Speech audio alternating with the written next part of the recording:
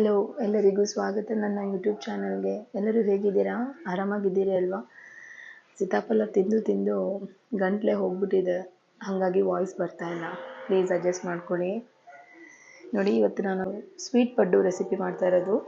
ನಾನು ಫಸ್ಟ್ಗೆ ಒಂದು ಬೌಲಷ್ಟು ದೋಸೆ ಹಿಟ್ಟು ತೊಗೊಂಡಿದ್ದೀನಿ, ಸೋಂಪು 1 ಸ್ಪೂನು, ಒಂದು 4 ಏಲಕ್ಕಿ ತೊಗೊಂಡಿದ್ದೀನಿ, ಒಂದು ಬೌಲಷ್ಟು ಬೆಲ್ಲ, ಒಂದು ಬೌಲಷ್ಟು ತೆಂಗಿನಕಾಯಿನ ಸಣ್ಣದಾಗಿ ಪೀಸ್ ಮಾಡಿ ಇಟ್ಕೊಂಡಿದ್ದೀನಿ.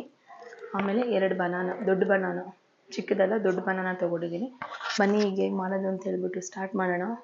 ನೋಡಿ, ಒಂದು ಮಿಕ್ಸಿಗೆ ನಾನು ಫಸ್ಟ್ ಕೊಬ್ಬರಿ ಹಾಕ್ಕೋತಾ ಇದ್ದೀನಿ. ಕೊಬ್ಬರಿನ ಗ್ರೈಂಡ್ ಮಾಡ್ಕೊಳ್ಳೋಣ ಫಸ್ಟ್. ಬನ್ನಿ ನೋಡಿ, ಕೊಬ್ಬರಿನ ಪೇಸ್ಟ್ ಮಾಡಿ ಇಟ್ಕೊಂಡಿದ್ದೀನಿ. ಈಗ ನಾನು ಬಾಳೆಹಣ್ಣು ಆ್ಯಡ್ ಮಾಡ್ತಾ ಇದ್ದೀನಿ, ಸೋಂಪು, ಏಲಕ್ಕಿ ಆ್ಯಡ್ ಮಾಡ್ತಾ ಇದ್ದೀನಿ. ರುಚಿ ನೋಡಿಕೊಂಡು, ಸ್ವೀಟ್ ಎಷ್ಟು ಬೇಕೋ ಅಷ್ಟು ನೋಡಿಕೊಂಡು ಹಾಕ್ಕೊಳ್ಳಿ. ಬೆಲ್ಲನ ನಾನೊಂದು ಹಾಫ್ ಬೌಲಷ್ಟು ಹಾಕ್ಕೋತಾ ಇದ್ದೀನಿ. ಬಾಳೆಹಣ್ಣು ಸ್ವೀಟಾಗಿರುತ್ತಲ್ಲ, ಸೊ ಹಾಗಾಗಿ ನೋಡ್ಕೊಂಡು ಹಾಕ್ಕೊಳ್ಳಿ ಬೆಲ್ಲನ. ಆಮೇಲೆ 1.5 ಬೌಲಷ್ಟು ಬೇಕಾದ್ರೂ ತೊಗೊಳ್ಳಿ ನೀವು ದೋಸೆ ಹಿಟ್ಟನ್ನ. ನಾನು ದೋಸೆ ಹಿಟ್ಟು ಆ್ಯಡ್ ಮಾಡ್ತಾ ಇದ್ದೀನಿ ಇದರಲ್ಲೇ.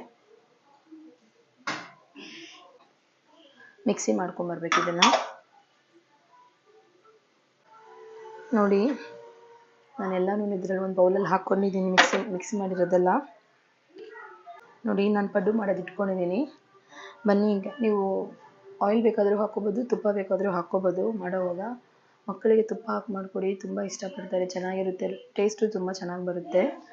ಸೊ ಹಾಗಾಗಿ ನಾನು ತುಪ್ಪ ಹಾಕ್ತೀನಿ, ಮಕ್ಕಳಿಗೆ ಮಾಡಿಕೊಡ್ತೀನಲ್ವ, ಹಾಗಾಗಿ ತುಪ್ಪ ಹಾಕಿ ಮಾಡಿಕೊಡ್ತೀನಿ.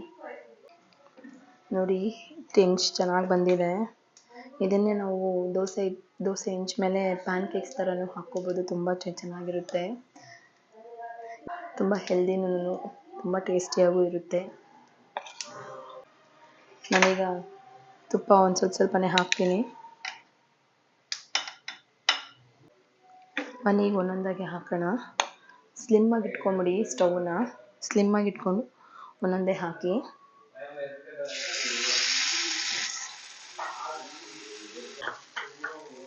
ನೋಡಿ, ಹಾಕಿದ್ದೀನಿ. ಒಂದು ಸ್ವಲ್ಪ ಮೀಡಿಯಮ್ ಫ್ಲೇಮ್ ಇಟ್ಕೊಳ್ಳಿ, ಬೇಯಬೇಕಲ್ವ ಇದು.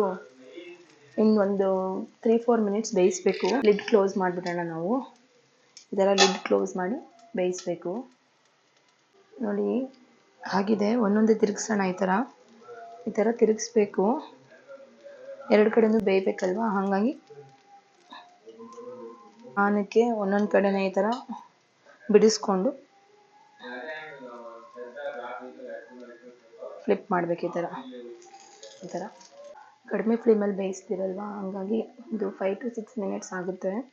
ಸ್ವಲ್ಪ ಕ್ರಿಸ್ಪಿ ಆಗಬೇಕು ಅಂದರೆ ನೀವು ಒಂದು 5ರಿಂದ 6 ನಿಮಿಷವರೆಗೂ ಬೇಯಿಸಲೇಬೇಕು, ಚೆನ್ನಾಗಿರುತ್ತೆ ಟೇಸ್ಟ್. ಅವಾಗ ಬೇಗ ಹಸಿದೆ ಎತ್ತಬೇಡಿ, ಸ್ವಲ್ಪ ಹೊತ್ತು ಬೇಯಬೇಕು. ಬೆಂದರೆ ಚೆನ್ನಾಗಿರುತ್ತೆ, ಕ್ರಿಸ್ಪಿ ಆಗುತ್ತೆ, ಚೆನ್ನಾಗಿರುತ್ತೆ.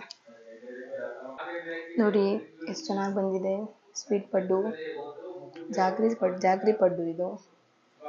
ನೋಡಿ, ಈ ಥರ ನೀವು ಮಕ್ಕಳಿಗೆ ಮಾಡಿಕೊಡಿ, ಮನೇಲಿ ಎಲ್ಲರೂ ತಿಂತಾರೆ, ಮಾಡಿಕೊಡಿ. ಸ್ನ್ಯಾಕ್ಸ್ ಥರ, ಈವ್ನಿಂಗ್ ಸ್ನ್ಯಾಕ್ಸ್ ಥರ ಮಾಡಿಕೊಡಿ, ತುಂಬ ಇಷ್ಟಪಟ್ಕೊಂಡು ತಿಂತಾರೆ ಮನೇಲೆಲ್ಲರೂ. ಮಾಡಿಕೊಡ್ತೀರಲ್ವ, ಮಾಡಿಕೊಟ್ಟು ನನಗೆ ಕಮೆಂಟಲ್ಲಿ ಹೇಳಿ ಯಾವ ಥರ ಇತ್ತು ಟೇಸ್ಟು ಅಂತ ಹೇಳ್ಬಿಟ್ಟು. ಆದಷ್ಟು ನನ್ನ ಚಾನಲ್ನ ಸಬ್ಸ್ಕ್ರೈಬ್ ಮಾಡಿ, ಲೈಕ್ ಮಾಡಿ, ಶೇರ್ ಮಾಡಿ, ಕಮೆಂಟ್ ಮಾಡಿ, ನಿಮ್ಮ ಫ್ಯಾಮಿಲಿ ಆ್ಯಂಡ್ ಫ್ರೆಂಡ್ಸ್ ಜೊತೆನೂ ಶೇರ್ ಮಾಡಿ. ನೀವು ಆದಷ್ಟು ಪಡ್ಡು ಆರಿದ್ಮೇಲೆ ತಿನ್ನಿ. ಆರಿದ್ಮೇಲೆ ತಿಂದರೆ ತುಂಬ ಟೇಸ್ಟಿಯಾಗಿರುತ್ತೆ, ಬಿಸಿ ಬಿಸಿ ಸ್ವಲ್ಪ ಮೆತ್ತಕ್ಕಿರುತ್ತೆ. ಸೊ ಆರಿದ್ಮೇಲೆ ತಿನ್ನಿ, ತುಂಬ ಟೇಸ್ಟಿಯಾಗಿರುತ್ತೆ. ಧನ್ಯವಾದಗಳು. ಮಾಡ್ಕೊಂಡು ತಿಂದ್ಬಿಟ್ಟು ಕಮೆಂಟಲ್ಲಿ ಹೇಳ್ತೀರಲ್ವ ಹೇಗಿತ್ತು ರೆಸಿಪಿ ಅಂತ ಹೇಳ್ಬಿಟ್ಟು. Thank you.